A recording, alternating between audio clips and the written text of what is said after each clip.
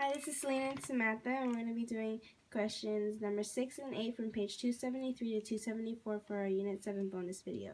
So the question 6 is asking us to read each set of conditions, state the equation of the rational function that meets the conditions, and sketch the graph. So the first one, we are given a bunch of conditions, and we're going to start with the first given is the vertical asymptote at x equals -2. So we know that x equals -2. If it's a vertical asymptote, it has to be the denominator of the equation. So start with fx equals, the denominator has to x equal -2, right? So if we undo all these operations and one side equals 0, we get x plus 2.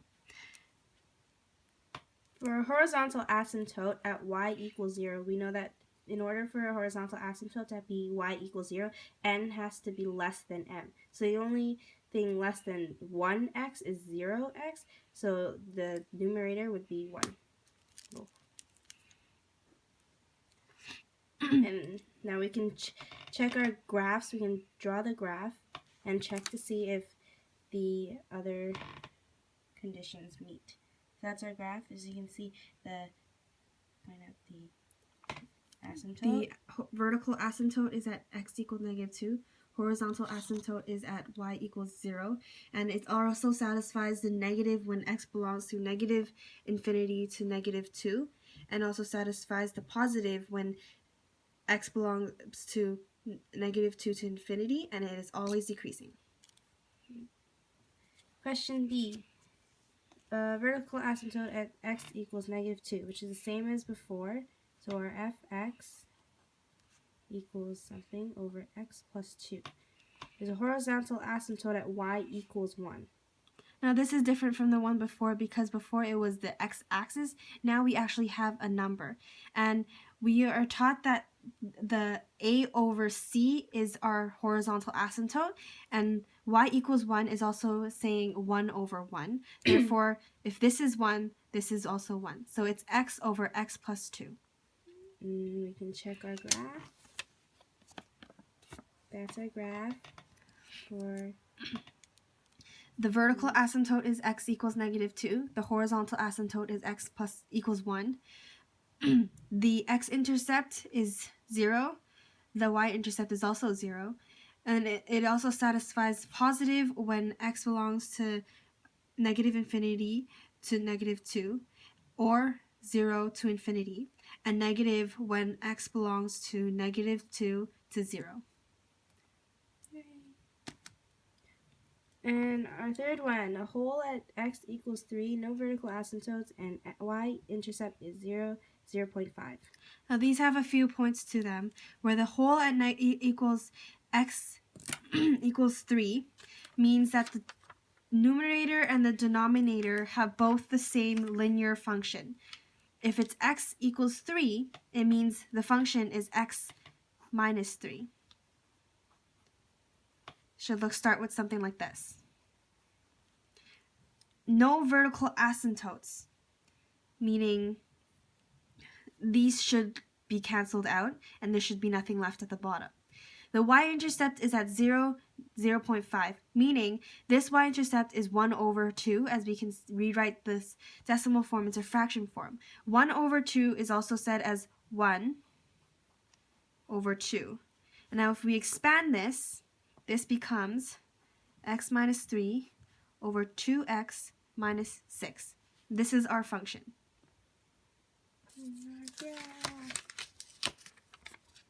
So as you can see, this is our graph. No vertical asymptotes.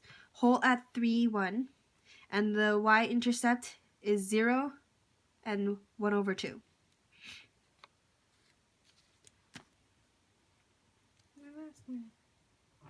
Vertical asymptote at x equals -2 and x equals -6. This means our denominator has to equal x equals -2, x equals 6. So it's x plus 2 and x minus 6. Horizontal asymptote at y equals 0. And as I said before, y equals 0 is the x-axis, which means n is less than m. So the numerator can either be x or 1. Since when this is factored out, it becomes a quadratic equation. This becomes x squared minus 4x minus 12.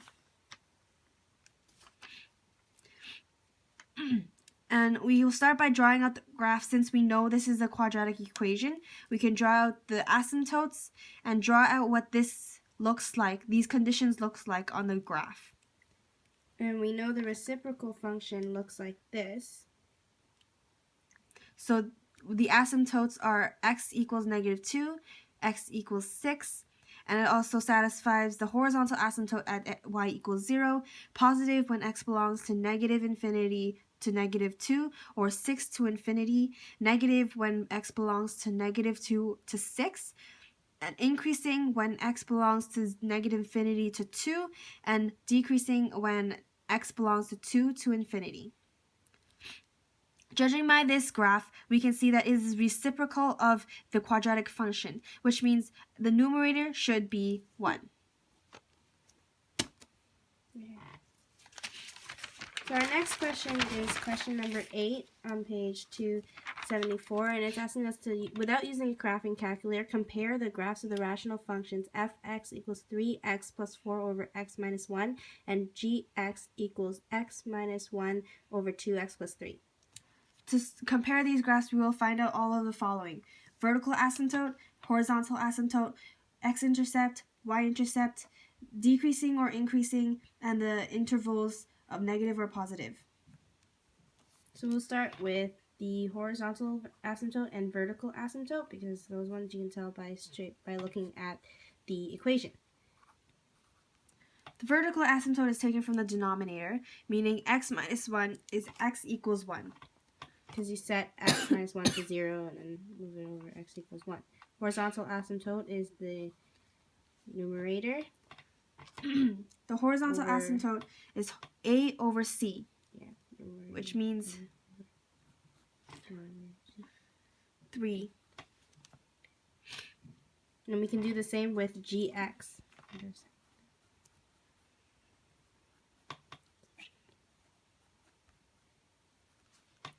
Vertical asymptote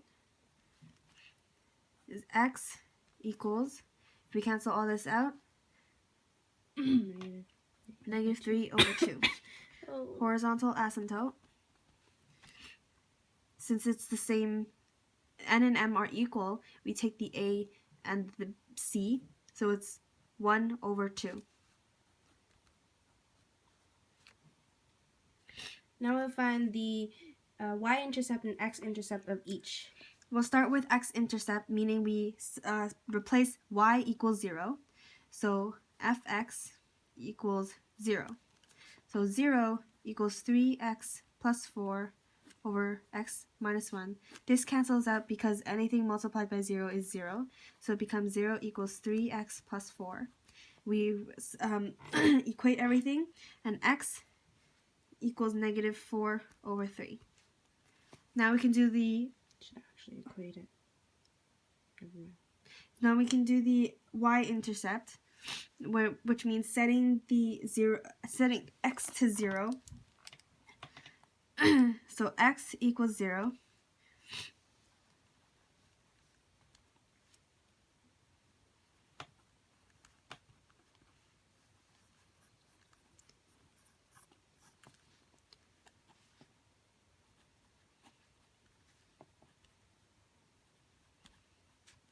So the y-intercept is -4 over 1, or 0, -4. And just do the same thing with gx.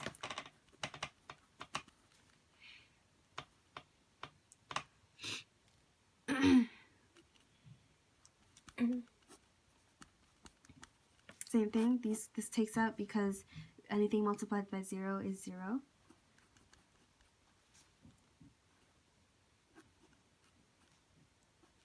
X equals 1.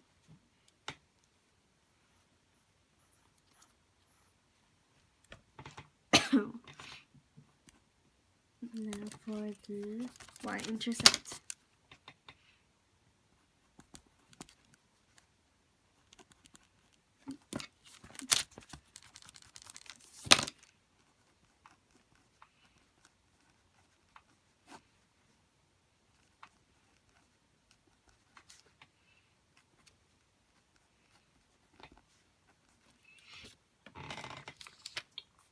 Y equals negative 1 over 3.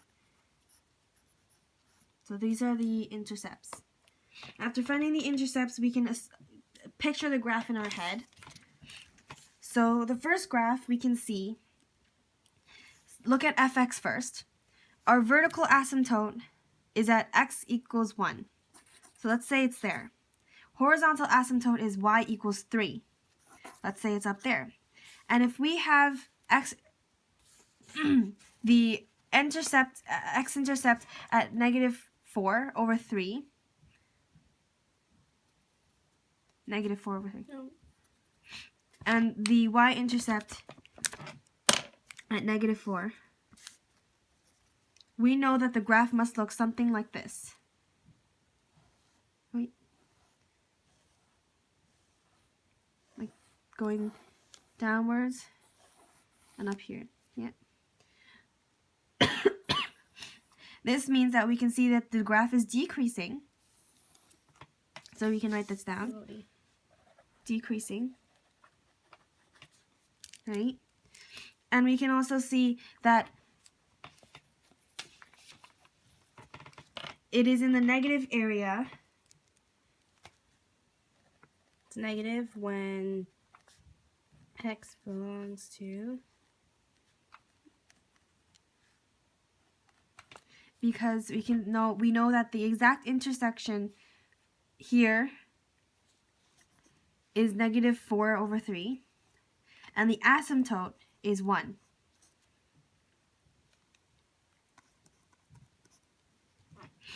It is positive when x belongs to negative infinity, from negative infinity to 4 over 3, negative 4 over 3, and 1 to infinity. As we can see, negative infinity to the intersection and asymptote to infinity. Looking at our second graph,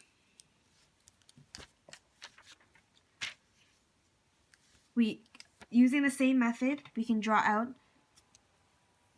what our graph is somewhat supposed to look like. So if our vertical asymptote is at negative 3 over 2, let's assume it's here, and horizontal asymptote is at 1 over 2, assuming it's up here, we know that the graph, if the graph passes the x-intercept, like intersects the x-intercept at 1, 0, and y-intercept is at negative 1, 0, negative 1 over 3, it should look something like this. Meaning that the graph is always increasing,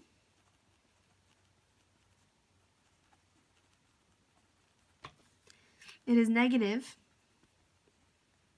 when x belongs to negative 3 over 2 to 1.